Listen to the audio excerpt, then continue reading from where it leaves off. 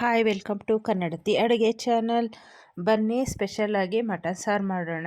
Mutton ತೊಳೆದ್ಬಿಟ್ಟು ಅಚ್ಚುಕಟ್ಟಾಗಿ ಅದಕ್ಕೆ ಎಣ್ಣೆ ಕಾಯಿಸ್ಕೊಂಡ್ಬಿಟ್ಟು ಮಟನ್ ಹಾಕ್ಬಿಟ್ಟು ಒಂದು 10 ನಿಮಿಷ ಬೆಂದಾದ್ಮೇಲೆ ಶುಂಠಿ ಬೆಳ್ಳುಳ್ಳಿ ಪೇಸ್ಟು, ಧನಿಯಾ ಪೌಡ್ರು, ಅರಿಶಿನ ಪುಡಿ, ಉಪ್ಪು ಹಾಕ್ಬಿಟ್ಟು ಆಮೇಲೆ ಟೊಮಟೊನ ರುಬ್ಕೊಂಡ್ಬಿಟ್ಟು ಖಾರದ ಪುಡಿ ಹಾಕಿ ಮಟನ್ನು ಒಂದೆರಡು ವಿಷಲ್ಲು ಬೇಯಿಸ್ಕೊಳ್ಳೋಣ. ಆಮೇಲೆ ಮಸಾಲೆ ರೆಡಿ ಮಾಡ್ಕೊಳ್ತೀನಿ. ಟೊಮಟೊನ ಈ ಥರ ರುಬ್ಬಿ ಹಾಕಿ ಮಾಡ್ಬೋದು. ಜಾಸ್ತಿ ಜನ ಇದ್ದರೆ ಒಂಚೂರು ಹುರ್ಕೊಂಬಿಟ್ಟು ಮೇಲ್ಗಡೆ ಸಿಪ್ಪೆ ತೆಗೆದು ಮಾಡಿದ್ರೆ ತುಂಬ ಟೇಸ್ಟಿಯಾಗಿ ಬರುತ್ತೆ ಮಟನ್ ಸಾರು. ಸೀಕ್ರೆಟು ಅದೆಲ್ಲ ಹಳೆ ಕಾಲದಲ್ಲಿ ಮಾಡ್ತಾಯಿದ್ರು. ಬಟ್ ಇವಾಗ ನಮ್ಗಳ ಟೆನ್ಷನಲ್ಲಿ ಏನು ಮಾಡಬೇಕು ಅಂತ ಗೊತ್ತಾಗೋದಿಲ್ಲ. ಹೇಗೆ ಬರುತ್ತೆ ಆಗ ಮಾಡ್ಕೊಳ್ತಾರೆ. ಈ ಥರ ಮಾಡಿ ನೋಡಿ, ಸೂಪರಾಗುತ್ತೆ ಮಟನ್ ಸಾರಂತೂ. ಇನ್ನು ಖಾರದ ಪುಡಿ ಎಷ್ಟು ಬೇಕೋ ಅಷ್ಟು ರುಚಿಗೆ ಹಾಕ್ಕೊಳ್ಳಿ. ಒಂದೆರಡು ವಿಷಲ್ ಮಾಡಿಕೊಂಡ್ರೆ ಸಾಕು. ಎಳೆ ಮಟನ್ನು ಮೀಡಿಯಮ್ ಆದರೆ ಒಂಚೂರು ಜಾಸ್ತಿ ವಿಷಲ್ ಹೊಡ್ಕೊಳ್ಳಿ. ಎಳೆ ಮಟನ್ ಆದರೆ ಒಂದೆರಡು ವಿಷಲ್ ಹೊಡ್ಕೊಳ್ಳಿ. ಆಮೇಲೆ ಮತ್ತೆ ಮಸಾಲೆ ಹಾಕ್ಬಿಟ್ಟು ಒಂದು ವಿಷಲ್ ಮಾಡಿದ್ರೂ ಆಯಿತು, ಅಥವಾ ಕುದಿಸಿದ್ರೂ ಆಯಿತು. ಈ ಥರ ಮಾಡಿಬಿಟ್ಟು ಒಂಚೂರು 2 ವಿಷಲ್ ಮಾಡ್ಕೊಳ್ಳೋಣ. ಎಲ್ಲ ಲೈಕ್ ಮಾಡಿ, ಶೇರ್ ಮಾಡಿ, ಕಮೆಂಟ್ಸ್ ಕೊಡಿ. ನೋಡೋಣ ಎಷ್ಟು ಬೇಗ ಎಷ್ಟು ಜನ ಸಬ್ಸ್ಕ್ರೈಬ್ ಆಗ್ತೀರಾ ಅಂತ. ಆಲ್ರೆಡಿ ಎಷ್ಟು ಜನ ಸಬ್ಸ್ಕ್ರೈಬ್ ಆಗಿದ್ದೀರಾ ಅವರಿಗೆಲ್ಲ ಥ್ಯಾಂಕ್ಸ್. ಇನ್ನು ವಿಷಲ್ನ ಆ ಕಡೆ ಇಟ್ಬಿಟ್ಟು ಈ ಕಡೆ ಮಸಾಲೆ ರುಬ್ಕೊಳ್ಳೋಣ ಅಂತ ರೆಡಿ ಮಾಡಿಕೊಂಡೆ.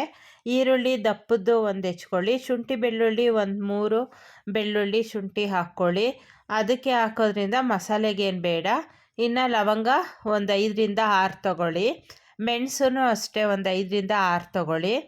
ಜಾಸ್ತಿ ಸ್ಪೈಸಿ ಬೇಕು ಅಂದರೆ ಜಾಸ್ತಿ ತಗೊಳ್ಳಿ. ಕಮ್ಮಿ ಒಂಚೂರು ಕಾರ್ಚಬೇಕು ಅಂದರೆ ಕಮ್ಮಿ ತಗೊಳ್ಳಿ. ಒಂದು ಏಲಕ್ಕಿ ಹಾಕ್ಕೊಳ್ಳಿ. ಮಟನ್ ಸಾರು ಮಾಡಬೇಕಾದ್ರೆ ಏಲಕ್ಕಿ ಹಾಕಿದರೆ ಮಟನ್ನು ವಾಸನೆ ಹೊಡಿಯಲ್ಲ ಅಂತ ಹೇಳ್ಬಿಟ್ಟು ಎಲ್ಲರೂ ಏಲಕ್ಕಿ ಹಾಕ್ತಾರೆ. ಒಬ್ಬೊಬ್ಬರು ಮಸಾಲೆ ಪುಡಿ ಮಾಡಿಟ್ಕೊಳ್ತಾರೆ. ಅದಕ್ಕೆ ಲವಂಗ, ಚಕ್ಕೆ, ಕಾಳು ಮೆಣಸು ಎಲ್ಲ ಹಾಕಿಬಿಟ್ಟು. ಚಕ್ಕೆ 1 ಇಂಚ್ ತೊಗೊಂಡಿದ್ದೀನಿ. ಕಾರ್ಚಿದ್ರೆ ಸ್ವಲ್ಪನೇ ಸಾಕು. ಅದರಲ್ಲೂ ಚಕ್ಕೆಯಲ್ಲೂ ಬೇರೆ ಬೇರೆ ಥರ ಬರುತ್ತೆ, ನೋಡಿಕೊಂಡು ಹಾಕ್ಕೊಳ್ಳಿ. ಇನ್ನು ಕಾಯಿ ತುರಿ 1 ಕಪ್ ತೊಗೊಂಡಿದ್ದೀನಿ, ಅಂದರೆ ಒಂಚೂರು ತೊಗೊಂಡಿದ್ದೀನಿ. ಜಾಸ್ತಿ ತಿಕ್ನೆಸ್ ಬೇಕು ಅಂದರೆ ಜಾಸ್ತಿ ಕಾಯಿ ತುರಿ ಹಾಕ್ಕೊಳ್ಳಿ. ತಿಕ್ನೆಸ್ ಕಮ್ಮಿ ಬೇಕು ಅಂತ ಹೇಳಿದ್ರೆ ಒಂದು ಸ್ವಲ್ಪ ಕಾಯಿ ತುರಿ ಹಾಕ್ಕೊಳ್ಳಿ. ಟೊಮೊಟೊ ಹಾಕಿದ್ರಿಂದ ಗಟ್ಟಿ ಬರುತ್ತೆ ಸಾಂಬಾರು. ವೆದರ್ ಸರಿ ಇಲ್ಲ, ಸೊ ಹಾಗಾಗ್ಬಿಟ್ಟು ನನಗೂ ಒಂಚೂರು ಶೀತ ಜ್ವರ ಆಗಿಬಿಟ್ಟಿದೆ. ಈ ಥರ ಚೆನ್ನಾಗಿ ಮೆರೂನ್ ಕಲರ್ ಬರೋ ತನಕ ಹುರ್ಕೊಂಬಿಟ್ಟು ನೆಕ್ಸ್ಟು ಒಂಚೂರು ಕೊತ್ತಂಬರಿ ಹಾಕ್ಕೊಂಬಿಟ್ಟು ರುಬ್ಕೊಂಡ್ರೆ ಆಯಿತು. ಕೊತ್ತಂಬರಿ ಒಂದು ಅರ್ಧ ಅಥವಾ ಒಂದು 1/4 ಕಟ್ ತಗೊಳ್ಳಿ ನೋಡಿಕೊಂಡು. ಕಾಯಿ ತುರಿನೂ ಅಷ್ಟೇ. ತುಂಬ ಗ್ರೇವಿ ಜಾಸ್ತಿ ಬೇಕು ಅಂದರೆ ಕಾಯಿ ತುರಿ ಜಾಸ್ತಿ ತಗೊಳ್ಳಿ. ಕಮ್ಮಿ ಬೇಕು ಅಂದರೆ ಕಮ್ಮಿ ಕಾಯಿ ತಗೊಳ್ಳಿ.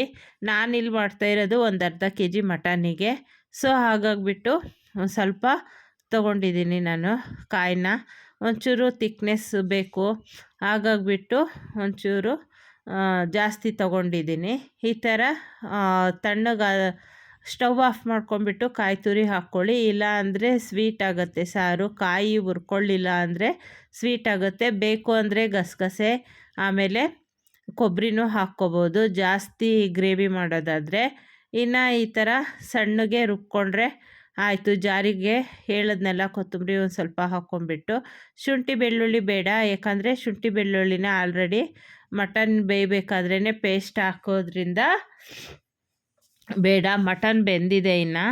ಇನ್ನು ಒಂದೆರಡು ವಿಷಲ್ ಹೊಡ್ಸಿದ್ರೆ ಆಯಿತು, 2 ಅಥವಾ 1. ಮಟನ್ ಬೆಂದಿದೆ ಇಲ್ವೋ ಅಂತ ಹೇಳ್ಬಿಟ್ಟು ನೋಡಿಕೊಂಡು ಮಾಡ್ಕೊಳ್ಳಿ. ಅನ್ನ ವಿಷಲ್ ಆಯಿತು. ಇನ್ನು ಮುದ್ದೆ ಮಾಡೋಣ ಅಂತ ಹೇಳ್ಬಿಟ್ಟು ಮುದ್ದೆಗೆ ಇಟ್ಟಿದ್ದೀನಿ. ಆಲ್ರೆಡಿ ಬಸ್ಸಾರು ಜೊತೆ ಮುದ್ದೆ ಹೇಗೆ ಮಾಡೋದು ಅಂತ ತೋರಿಸಿದ್ದೀನಿ. ಆ ಥರ ಮಾಡ್ಕೊಳ್ಳಿ, ತುಂಬ ಚೆನ್ನಾಗಿ ಬರುತ್ತೆ ಮುದ್ದೆ. ಇನ್ನು ಮಿಕ್ಸಿ ಮಾಡ್ಕೊಂಬಿಟ್ಟು ಹಾಕ್ಕೊಂಡೆ. ಕಲ್ಲಲ್ಲಿ ಮಾಡಿದ್ರೆ ಒಳ್ಕಲ್ಲಲ್ಲಿ ಸೂಪರಾಗಿ ಬರುತ್ತೆ ಟೇಸ್ಟು. ಹಳೆ ಕಾಲದ ಅಡುಗೆ ಎಲ್ಲ ಯಾಕೆ ಚೆನ್ನಾಗಿ ಆಗ್ತಾಯಿತ್ತು ಅಂದರೆ ಒಲೆಯಲ್ಲಿ ಮಾಡೋರು, ಒಳ್ಕಲ್ಲಲ್ಲಿ ರುಬ್ಬೋರು. ಇವಾಗೆಲ್ಲ ನಾವುಗಳು ಸೋಂಬೇರಿ ಆಗಿಬಿಟ್ಟು ಎಲ್ಲ ಮಿಕ್ಸಿ, ಕುಕ್ಕರು ಅಂತ ಹೇಳಿಬಿಟ್ಟು ಒಂಚೂರು ಚೆನ್ನಾಗಾಗಲ್ಲ. ಪಾಯ್ಸನ್ನ ತಿಂತಾಯಿದ್ದೀವಿ. ಹಿಂದಿನ ಕಾಲದವ್ರು ಎಲ್ಲರೂ ಒಳ್ಳೆ ಫುಡ್ ತಿಂತಾಯಿದ್ರು. ನಾವೆಲ್ಲ ಪಾಯ್ಸನ್ ತಿಂದ್ಕೊಂಡು ಬದುಕ್ತಾ ಇದ್ದೀವಿ. ಈಸಿ ಅಂತ ಹೋಗ್ಬಿಟ್ಟು ಎಲ್ಲ ಆರೋಗ್ಯನ ಕೆಡಿಸ್ಕೊಳ್ತಾ ಇದ್ದೀವಿ. ಹಿಂಗೆ ಮಾಡಿಕೊಂಡು ಅನ್ನ ಮುದ್ದೆ ಮಾಡಿಕೊಂಡು ಊಟ ಮಾಡ್ಕೊಳ್ಳಿ. ಟೇಸ್ಟ್ ಹೇಗಿತ್ತು ಅಂತ ತಿಳಿಸಿ ಎಲ್ಲರೂ. ಉಪ್ಪು ಖಾರ ಒಂಚೂರು ನೋಡಿ ಹಾಕ್ಕೊಳ್ಳಿ, ನಿಮಗೆ ಎಷ್ಟೆಷ್ಟು ಬೇಕೋ ಅಷ್ಟಷ್ಟು.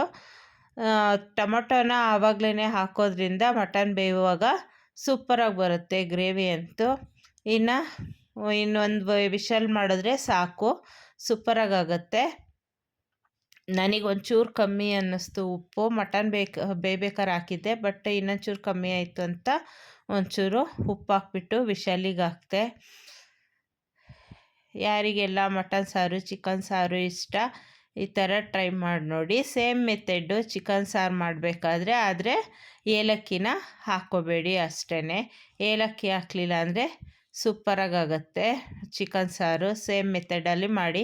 ಹಸಿರು ಮೆಣ್ಸಿನ್ಕಾಯಿ ಬೇಕು ಅಂದರೆ ಹಸಿರು ಮೆಣ್ಸಿನ್ಕಾಯಿ ಹಾಕ್ಕೊಳ್ಳಿ, ಖಾರದ ಪುಡಿ ಬೇಕು ಅಂದರೆ ಖಾರದ ಪುಡಿ ಹಾಕ್ಕೊಳ್ಳಿ.